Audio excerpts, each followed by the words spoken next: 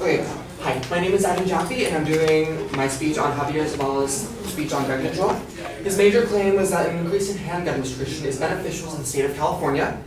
However, my refutation claim is that we do not need to have a strong amount of handgun restriction in the state of California, and that his argument lacked some pieces. The first supporting claim was that it's not a matter of controlling guns, it's controlling the people. Zavala cited CNN saying that they found the background checks reduced gun deaths by almost 40%, while ammunition only helped reduce deaths by 18%. Checking the guns, so in that sense, checking the gun deaths themselves only results in 18%. That's not enough data for it to actually be strong. In a quote by Paul Ryan, the executive action President Obama is taking would not have prevented any of the recent mass shootings that have terrorized our nation, he asserts. He said that mental illness, not guns, has been the underlying cause of mass shootings. So by this logic, we need to focus on checking the people who have been using these guns and make sure that we are able to handle them properly instead of lifting the gun bans themselves.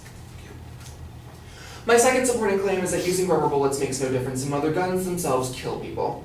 Zavala cited Discovery News in an article that cited statistics that stated that rubber bullets killed 13 people between 1970 and 1975.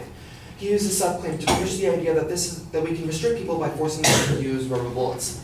However, this is a fallacy of a relevant thesis. Using rubber bullets versus normal bullets have nothing to do with controlling the guns themselves.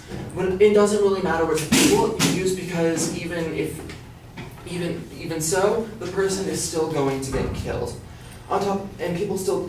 So there's no point in trying to get people to use this. And on top of that, they shouldn't have to spend more money for the sake of following the law. My third claim is that we should not be profiting off gun control. Zavala cites the government regulations by saying that the transfer of gun legal means between one person to another costs money. He also stated that laws should be made that allow the government to benefit financially off of gun control. This is also a fallacy of a regular thesis. The argument is wrong because gun control is about safety of the people. It's not about making money. The Second Amendment states that this is a right to bear arms, and so they shouldn't be trying to benefit off of this. If there is a fee, even if there is a fee, the United States should not be using this to profit for personal gain. They should be using this money to pay government workers a fair minimum wage and make sure that public projects are being funded properly.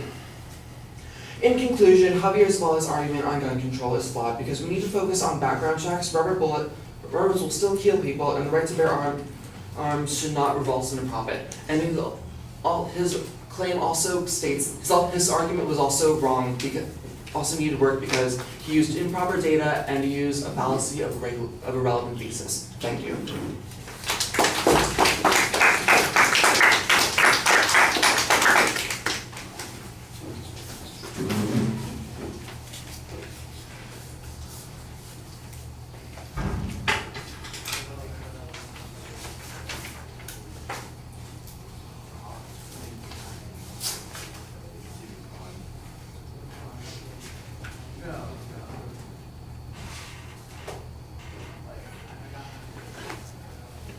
Well, structurally, things are pretty clear. I think on the first point, there's an argument about what the source of the problem is. Is it the guns or is it the people in some way? And yeah, I think you've got a reasonable challenge here to suggest that additional regulations would not make any difference, that the source of the problem is that we have people who are disturbed. And there's a good piece of evidence that suggests the restrictions that were proposed by the president would have made no impact whatsoever on the number of mass killings that we have, which if that's one of the premises of the advocate, I think that argument is pretty directly applicable. After that, I think that you've got some reasonable arguments, but sometimes they don't fully develop. For example, on the second point about rubber bullets, I agree that it's an irrelevant thesis, but I disagree because I think it's an irrelevant thesis for a completely different reason than the one that you have. Rubber bullets are they've got nothing to do with the kinds of guns that we're talking about. They are a completely separate item, and that would take 3 minutes on Wikipedia to figure out,